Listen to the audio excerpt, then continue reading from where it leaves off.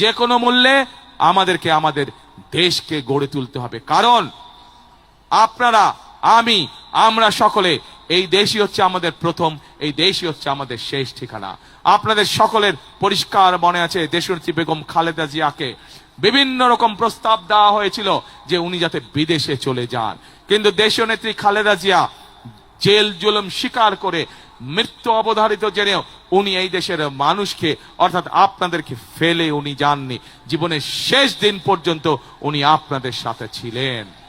প্রিয় ভাই বোনেরা, সেই জন্যই এই দেশকে আমাদের গঠন করতে হবে যাতে এই দেশের সন্তানরা সুশিক্ষা পায়। এই দেশকে গঠন করে গড়ে তুলতে হবে যাতে এই দেশের মানুষ এই দেশেই কম বেশি সহজেই চিকিৎসা পায়। এই দেশকে আমাদের গড়ে তুলতে হবে, পুনর্গঠন করতে হবে যাতে এই দেশের সন্তানেরা লেখাপড়া শেষ করার পরে এই দেশেই তাদের ব্যবসা বাণিজ্য কর্মসংস্থানের ব্যবস্থা করতে পারে।